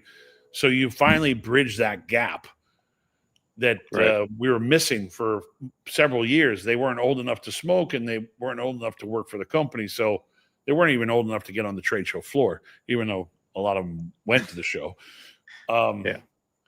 So now that they're kind of getting into the forefront, now you're seeing Lito Jr. and George Padron's son and Sancti from Christian and Joseph, and they're starting to do like podcasts and shit. So you're seeing this new generation, and I'm hoping that new generation kind of helps carry the whole industry. Yeah. But regulation is the hardest one out of all of it. Yeah. I mean, this does seem like to be the new form of media too. Magazines aren't really what they were back in the day. It seems like a lot of people are going online for their information now with podcasts or, Half Wheel leading the way in the news industry. Everything seems to be shifting towards this way. And I think a lot of those newer guys coming up in those companies understand that and are more accepting of doing podcasts and kind of getting their name out there, because we got 187 people watching right now. And that's massive. You can throw events all over the country too and hope to get those numbers, but on a regular Tuesday night to pull numbers like that, it just shows that the consumer is here now in this space and everyone is interested in still about cigars, but it's in a different manner of getting the information and connecting with the brands. Yeah, I mean, even Cigar Aficionado's online presence has picked up. I mean, I remember the old days where Cigar Aficionado didn't even own Cigar Aficionado on Instagram. They used to go by Cigar Fish. No way. Yeah. Yeah. They had to Someone made some money. They had to get Cigar Aficionado released. Mm. And I know how it got released because someone that I know was involved with getting it released for them. But they've built their online presence bigger and better. But ultimately, at the end of the day, and as much as I love all the other magazines that I work with, the one rating that everyone cares about is Cigar Aficionado's #1 rating. 100%. Yeah. So they're always going to have that. And there's always that one moment you're like hoping that someone else could do it too, but it's never happened. Right. Yeah. It's fun. I mean, the Half Wheel Consensus is fun. Their list is always great too. But yeah, that is the gold standard. Every brand wants that claim that, in 2025 or whatever. I'll be on the Half Wheels Consensus this year as the lowest rating of the year. Come on. Yeah, we got like a 62 for a surrogate. Oh yeah. I've really enjoyed the 7ths that have come out from you guys. The new 7ths for Tatuaje, yeah. Yeah, I really enjoyed them. The Tuxla. Yeah. Those are the Corojo's smoking like a gem. And we tested the 7th Tuxla years ago with the Tuxla series. And we realized that we should bring it back out. And it actually is outselling all the other ones. Really? Which I was actually surprised because I was like thinking, okay, we did that on a limited run before, but I wasn't going into the trade show thinking that people would order a bunch of them. Yeah. It ended up being like, holy shit, we need more of these because these are selling quicker than the others. So it's working out great. That 7th Corojo is very good. I think Mike and I smoked it pretty close together, and we're like, man, you gotta smoke that. And he's like, I did. It was fucking good. Awesome. Yeah. Dude, all them Corojos are good so far. Did I hear you say last night you were on How About That Cigar, and you said something about you're not even really that big of a fan of San Andreas yourself? No, I like San Andreas. I don't think we talked about San Andreas. I'm not a fan of Brazilian tobacco. That was it. Yeah, that was it. That was Brazilian tobacco. I've never been like a huge fan of. San Andreas I love, but it has to be on the right blend, and it also has to be the right priming of wrapper, because sometimes San Andreas can overpower the whole cigar. So you have to make sure it stands on a blend that can actually. For me, that's personal opinion. For me, it has to stand on a blend that will carry the wrapper without tasting the off notes that I get from San Andreas, which are sometimes like chalky. Yeah. And like there was a big run there maybe like a year or two ago where everybody was doing San Andreas over Nicaraguan, and a lot of people were fucking it up. Where you were like, oh great, tastes like this again. Next, but you pulled it off well. The cigar industry is weird. I texted John Huber again. A lot of us are really good friends. We have each other's phone numbers. We just bust each other's balls, or we text each other some funny comment about something. And I saw that John was coming out with a new, I think it's whatever his TA exclusive is, and it happened to be a 5 5/8 by 54. And John's a nerd like I am when it comes to old Cuban sizes. And I said, it looks like we have the same size TA cigar. We're both 5 5/8 by 54. But I told him, I said, but don't worry, mine I might not even give to the TA. Yeah. So yeah, I made the cigars. I'm not sure if I'm going to give them access to it. Different release, maybe. Xavier wants to know if there's any upcoming projects that you're, especially excited about. Any little teasers of stuff that might be coming down the line? I mean, obviously the Boris Karloff 5 1/4 by 52. That I'm really excited about. But I think the one that I'm most excited about, and this all stems from me sitting on the back patio of a buddy of mine's house in Los Angeles. And I looked at his brother and I said, I want to use your stage name for a cigar brand. Okay. And he looked at me and goes, what do you mean? I go, I want to use Sex Tooth as a brand. So good. So my buddy Andreas, he goes by Sextooth. He's a poet, musician, actor. He was just in a like an MMA themed movie where he was smoking Tatuajes in the movie. But they've been friends of mine since the mid 90s. And I think I'm more excited about that project because I'm going to do it with someone that I truly enjoy being around. And right now it's a total mystery to a lot of people. I think Charlie Minato wrote that he was some Swedish DJ or a DJ from whatever, a DJ from Sweden, which is not the case. But just simple packaging, nothing fancy. The cigars are fucking great, but they're gonna fall between like $650 and $850. Yeah. We're calling it poor man's luxury. Okay. And Andreas,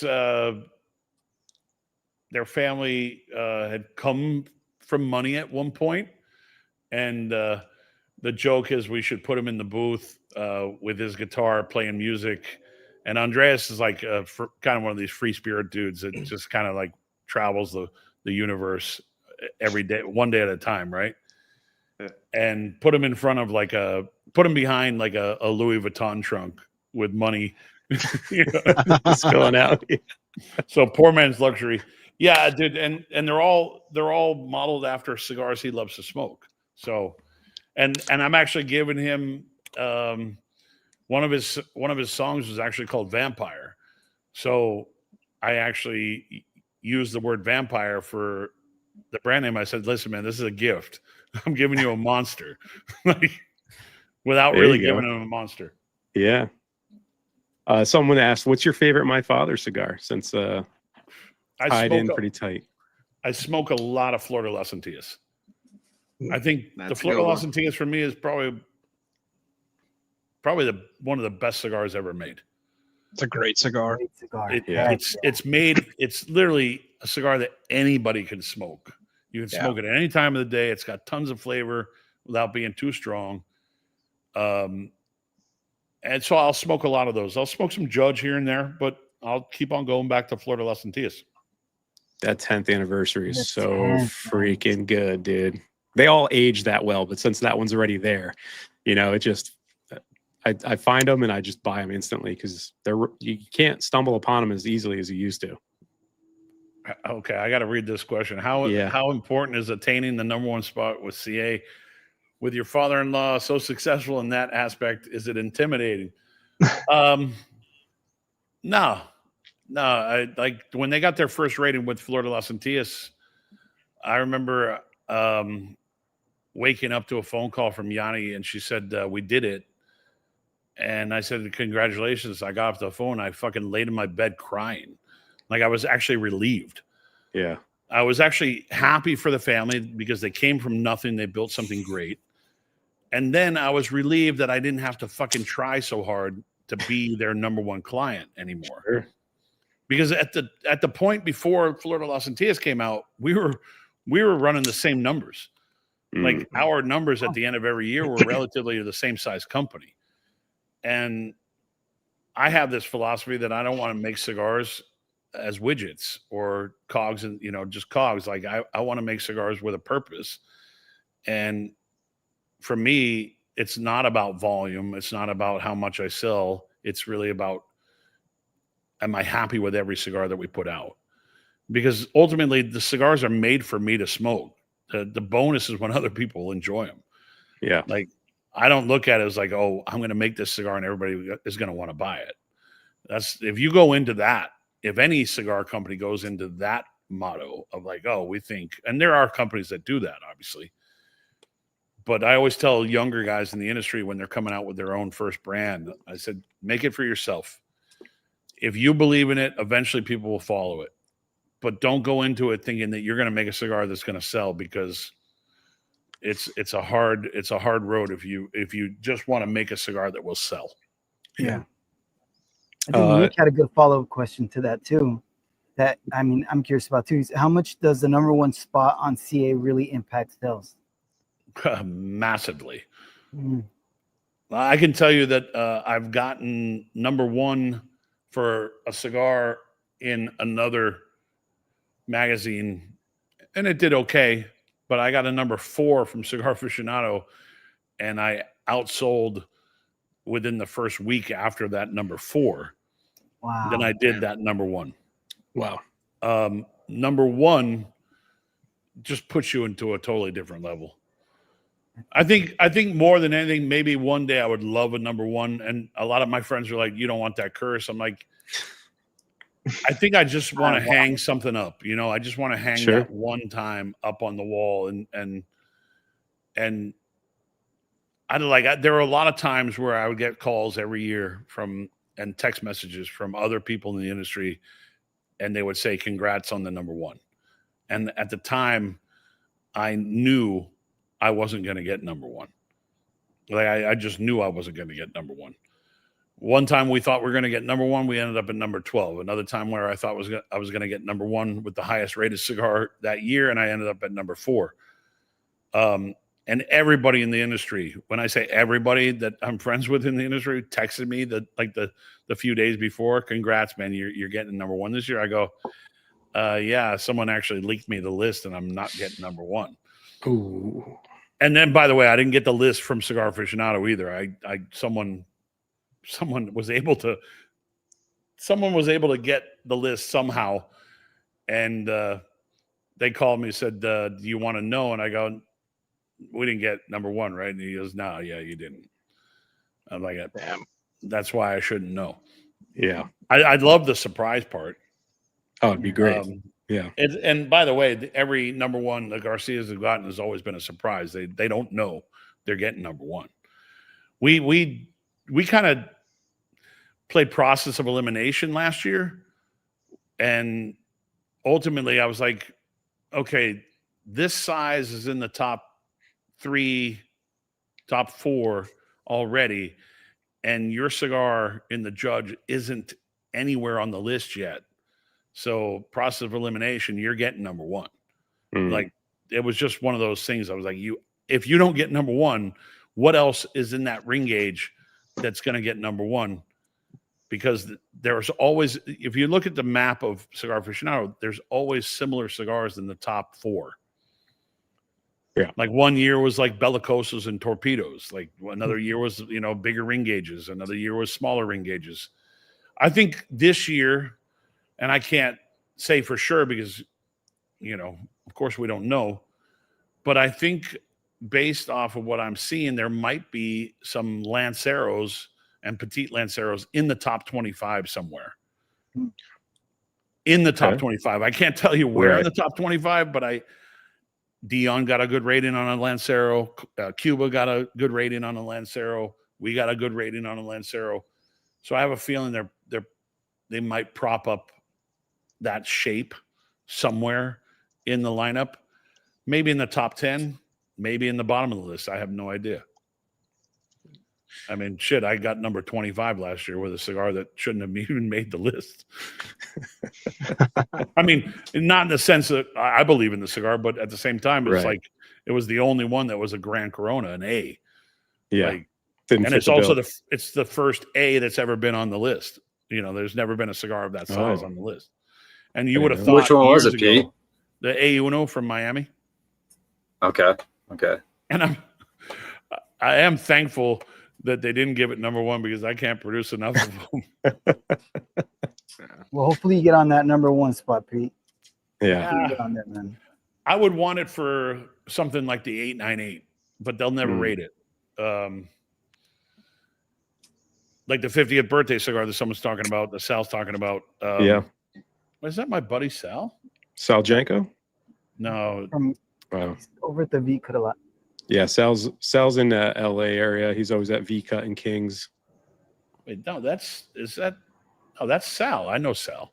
Mm-hmm. Yeah, Sal's a good dude. Everybody knows Sal. Old school LA the 50th birthday cigar, they'll never rate that because, I made 5,000 sticks and it's a one-time, that's it. I did get one of my most favorite compliments on that cigar ever someone sent me a message from my brother and said, Pete's 50th birthday cigar is his love letter to Cuba. Oh, which I thought was really fucking cool because that's kind of what I was going for. So, yeah, I don't know, dude. Maybe one day, but it's not going to happen this year because they'll never put back to back for the same factory. So, yeah, that makes sense. Sal actually sent me one of those 50th to smoke, so I look forward to getting to that soon. But let me scan. I mean, we're at an hour 40. We don't want to keep you too long. Dude, I'm good. I'm about to light up a big cigar. All right. So if anyone in the chat's got some questions, throw them out there. If we missed them, there's been a lot of activity in the chat. It's hard to keep it up. But anyone on the panel got anything right now too? I got one that somebody said something to the effect of, "Oh, the pumpkins at events. I got to start going to more events." I just stopped by. You're up in Minnesota here. Yeah. You don't have the pumpkin at events, do you? Your event cigar was something else. No, we had the pumpkins there. Son of a bitch. Yeah. I was in and out. I could only stop by. Like Rick was like, "Hey Pete, this is Mike. He buys a lot of your stuff." I shook your hand and I fucking left. I was like, "God damn it." Yeah, we had the pumpkins there. It's our thank you to people that actually spend their money on our product. That's why we make it. And honestly, it's been one of those event cigars that's actually carried on for a long time where it hasn't gotten ruined. You know what I mean? Like you always get cigars at events and a lot of them are not really anything special. And then sometimes they get deflated of what they could be because, next week the retailer's actually selling them on the shelf. So they're no longer really cool. But the pumpkin ones, we've done multiple iterations of them: broadleaf, San Andreas, Sumatra, Capa Especial. Yeah. Our buddy Terrence wants to know what brought you to blending. Like, what was the whole thing about making your first? Because a lot of guys would just get stuff in, put their band on it, and kind of be happy having that as their brand. That seems like you didn't want to do that.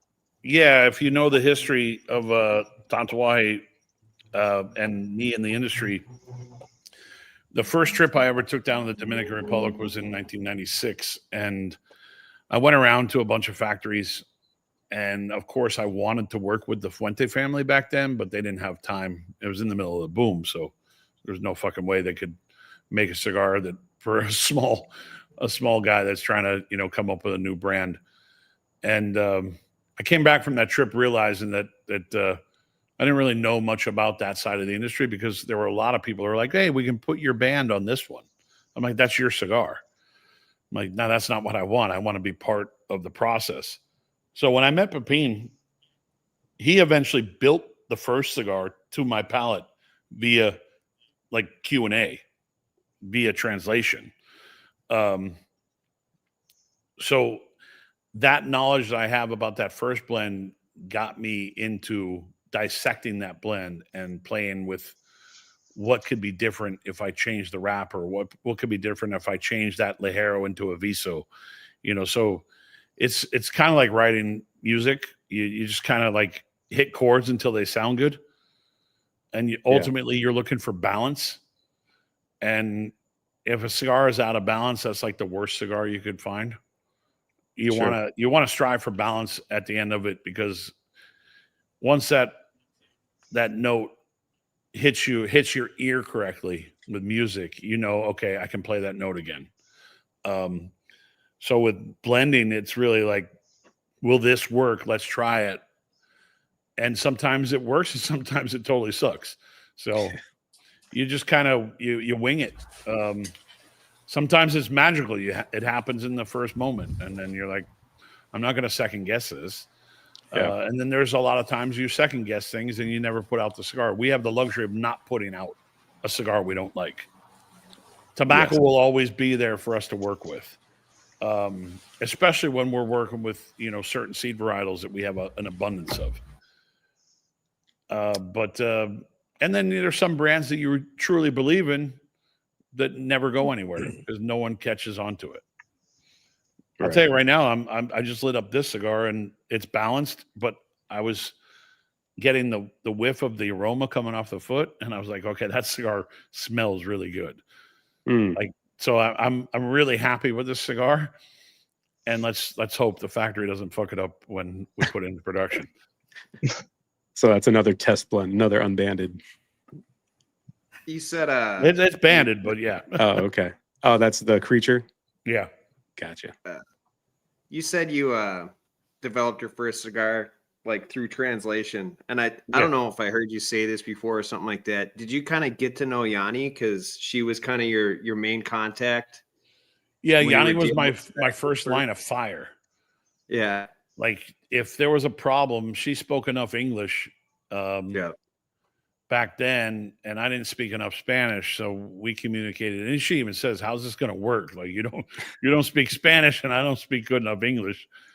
And I would talk to her constantly, and then eventually life happens, and I think the same year that I was going through my past marriage, she was going through the same thing in her life. And I remember talking to her for like a couple hours on Christmas Eve about how life was changing and things were happening. And it was the next year, then I think it was like that moment I started looking at her differently.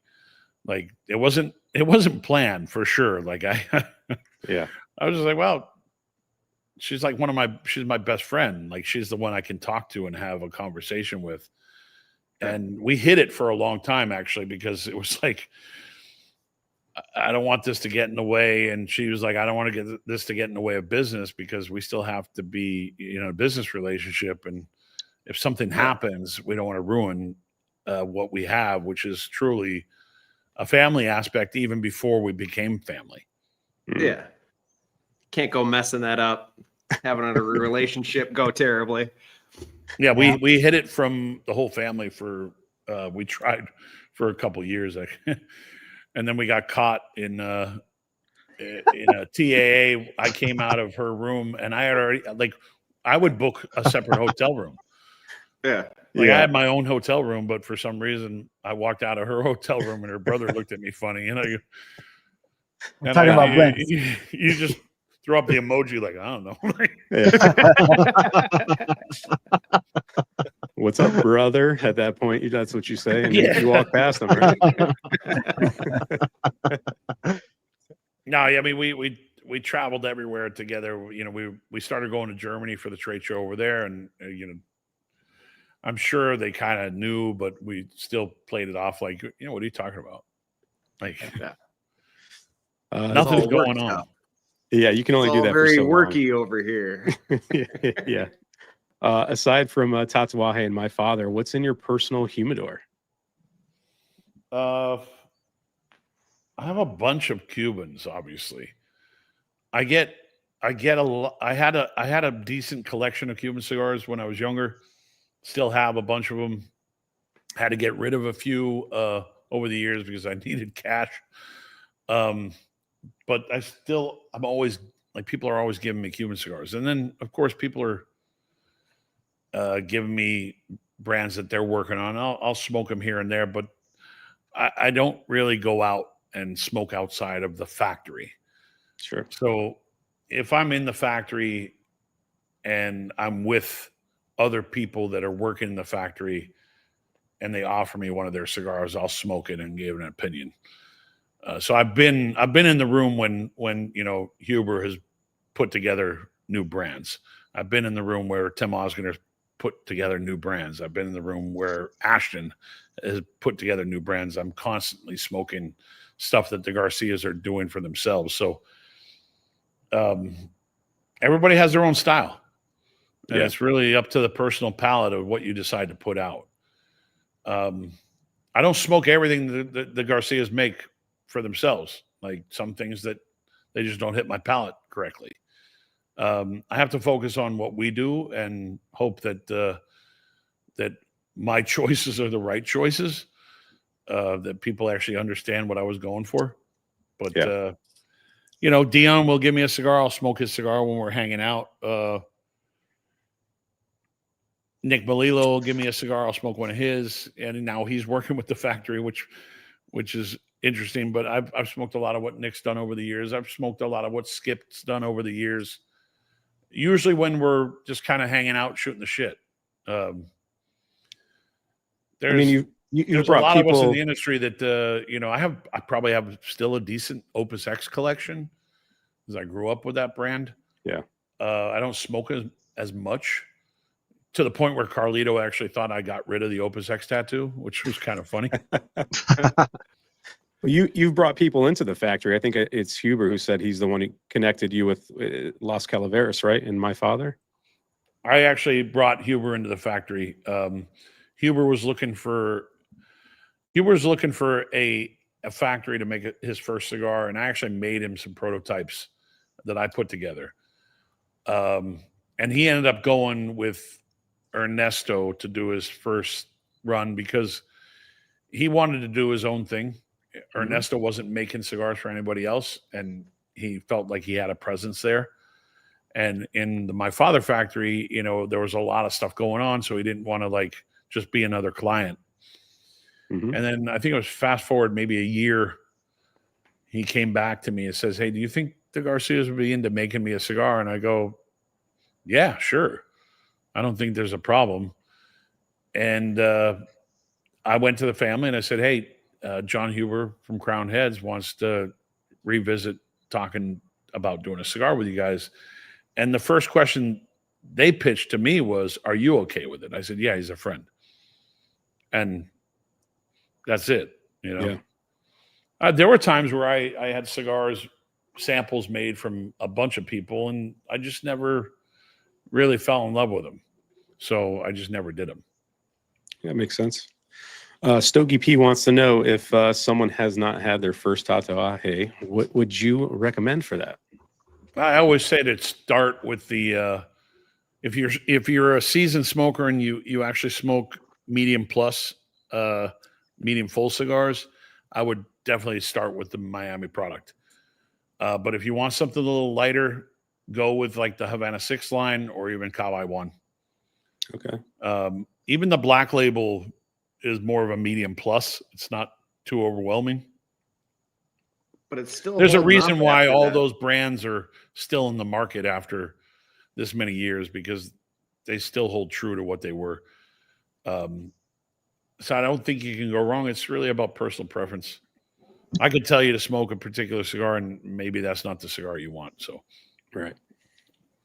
Well, and for being not a super full-bodied cigar, these little Black Labels, they hold up after smoking other stuff too. It's like a distinct enough flavor profile that I'm still enjoying it after having that big ass La Union, which isn't a super strong cigar either. But no, the Corojo version of the La Union is definitely not as strong. The Sumatra version is a little stronger, but it's still. Again, I go back to the whole balance thing. The key is balance. If you get a cigar that's well balanced, you won't feel the strength. Gotcha. Like you want to have your palate super clean, or you want to light up another cigar. Yeah. Our buddy Tan wants to know, can you share any experiences with Ronaldo Reyes cigars? Do you remember Ronaldito? I know the Reyes family really well. I used to hang out with Rolando Jr. Back in the mid-90s a lot. We became really good friends. And when I see him, I still give him the same praise that I always did back then. His dad was something special. And for me, I think the most special time was to see his dad sit down with Pepin at the trade show. And you just saw two old guard, true masters at their craft. I don't put that master category into a lot of people in the industry because there's not a lot of people that actually can sit down and roll a cigar and that know how to grow tobacco and do everything from start to finish. So to see Rolando Reyes Sr. and Pepin sit down to talk at the trade show, that was really cool. But Rolando Jr. did, we used to get into some trouble.